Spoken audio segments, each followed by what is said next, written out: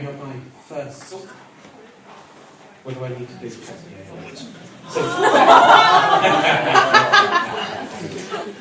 that is me on my BMX. The year is 1985. I'm 14 years old. This is the street that I grew up in Hyde, in Manchester, the outskirts of Manchester. And it was famous, Hyde was famous for being the town that the Moors murderers lived in. And unbeknownst to me at the time, it was also the town that Dr. Harold Shipman was exercising his practice. All of that didn't come out until 2001, busted in 2001. But the thrust of my presentation here is that secret diary. And there it is, my secret diary. The year is 1985. On the back of it, I haven't got a slide for it, but there's a rather nice illustration of a UFO, flying saucer. These are the things that I was into, aged 14.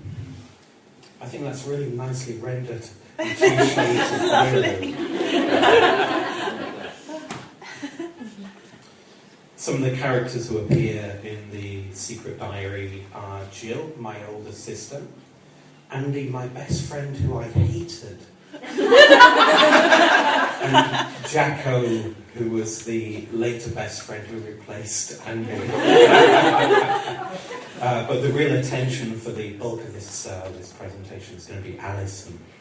So Saturday the 27th of March 1985, I got it.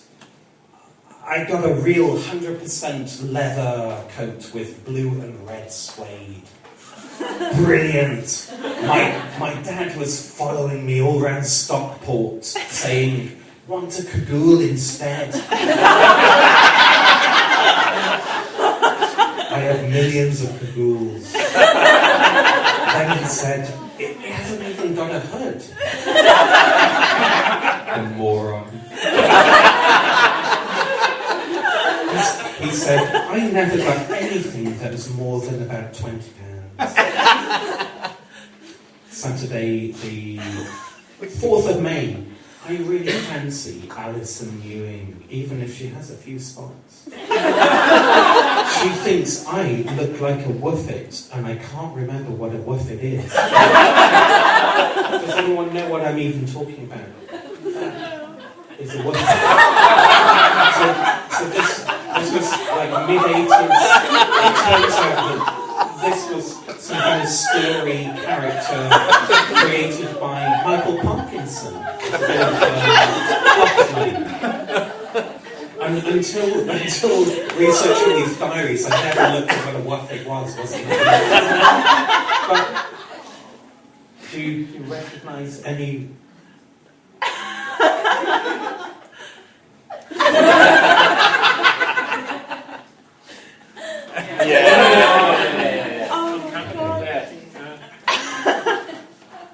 She says they're really trendy. I put food colouring in my hair yesterday and had to wash it all out, and it went everywhere. Mum keeps crying all the time. I wish they'd split up. They say they'll wait for us to leave school before they do anything.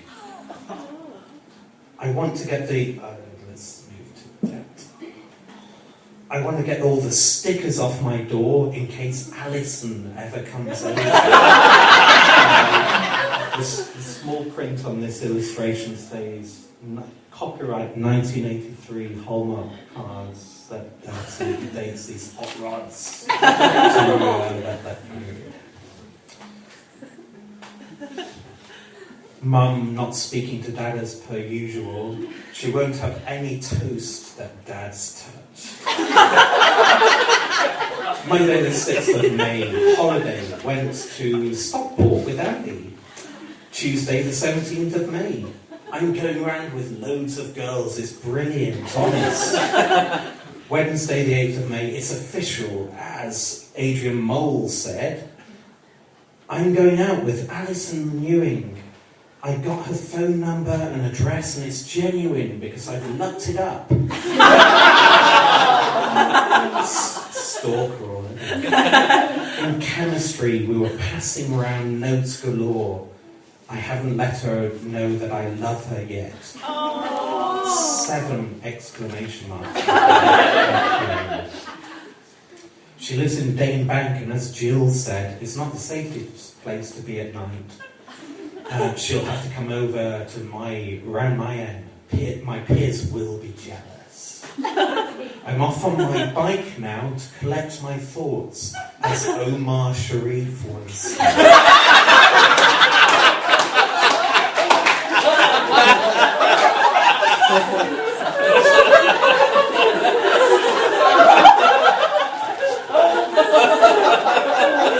7:25 p.m. I still can't believe it. I love her. I'll try and draw her.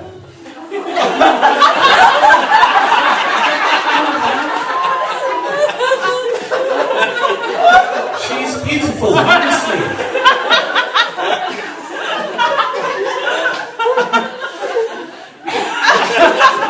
I'll try and obtain a photograph. Oh, and she has braces on her teeth. But I don't mind. I love her. I hope she isn't having me on. What do you think is coming? We're going to see Morons from Outer Space on Saturday. That was Mel Smith film from whatever year it was, which I still haven't seen. Is it any good? I didn't go. I didn't go to see it. Should we get you a copy? Yeah, I'd love to see that. Less than 4 hours ago, I was happy. Now I'm sad. Alison isn't going out with me. She gave me a flower, and I asked her out. No, was the reply. I'm keeping the flower forever. Everyone in the school knows and thinks that I'm going out with her. I want to. Dear God in heaven, please, please let Al go to the flicks with me on Saturday. Amen. Oh shit, I mean it. Mum went around telling everyone that I had a girlfriend, and now I haven't. Now I'll have to tell the family. Friday the 10th of May, Alison's birthday. I didn't get her anything. I couldn't. I think she's a little bit afraid.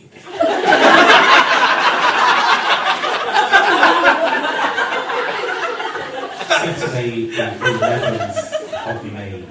So Saturday the 11th of May would have been Morons from Outer Space. That thing's panned out. Watched Omen 2 on video. Couldn't hear it with Andy munching and scuffing food around and saying, oh, stop it where he gets him chopped in half. I want to see that bit. On Saturday, we went to Topman to try on some jeans, and Andy put them up to me upside down, the moron. Wasted Saturday. Anyway, this style of writing is okay, isn't it? Monday the 17th of June, Owl asked me for 10p. I said I hadn't got 10p. I later discovered I did have.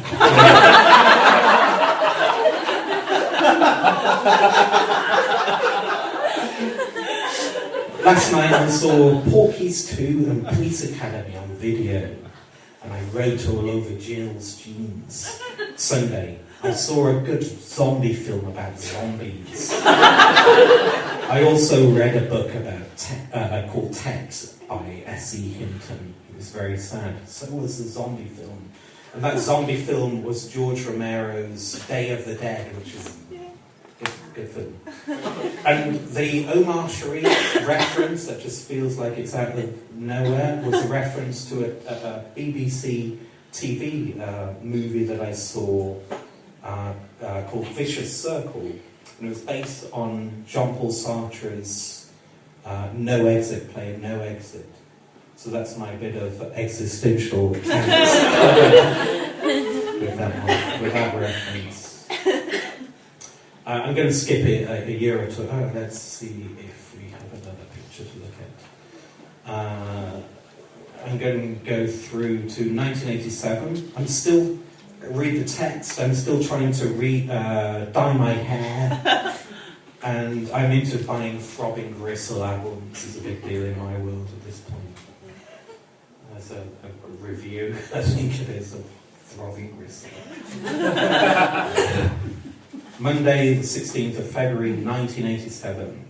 Today is the first day that I was all alone in my house. Nothing to do but watch Tom O'Connor roadshow and read smash hits. Very dull at home. So here is a list of things that I should be doing. French, if any, for Monday. Geography, which is only a copied conclusion to do. Art, a terrible picture, which is dull. Never mind. Tuesday, the 17th of February. Another tedious day of Tom O'Connor roadshow and acne. I wish I could go out, but I probably won't be able to. Wednesday, the 18th of February. Tom O'Connor was quite good today.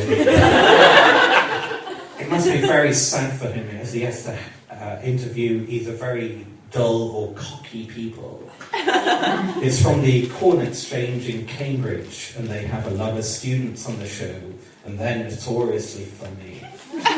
Quite entertaining, but they're not as good as Stephen Fry and Hugh Laurie on Saturday Night Live. They were once students, I expect. And Ben Elton. Thursday, the 19th of February. Well. Another Thursday, and the holiday is nearly over. And what a complete waste of time it's been. Except for the Tom O'Connor roadshow. They've been worth staying off school for. Friday, the 20th of February, a sad day. I watched my last ever Tom O'Connor roadshow. What a guy. What a hero. The man represents life. I think at this point I'm learning irony. 7:30 p.m. time for Paul Daniels.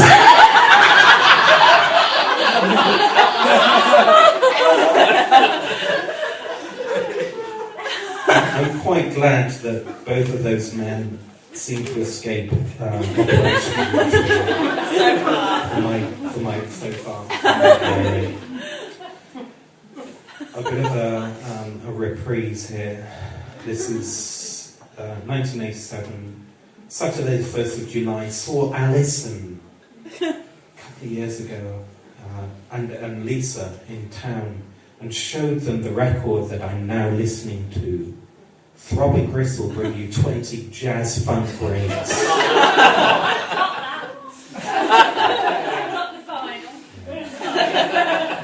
Sorry. It's very good. I have to admit, probably their best one yet. Ooh, listen!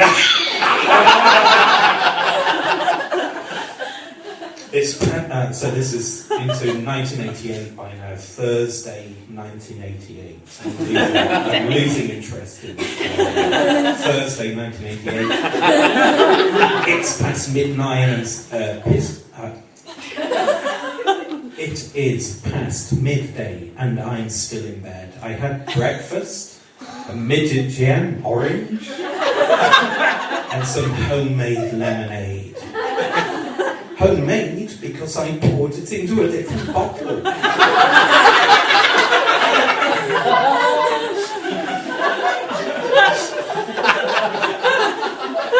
In the future, I'll probably beg for this day, and now I have it. And I intend to use it well. Therefore, I shall just read sci-fi all day. And there's an interesting denouement to all of this.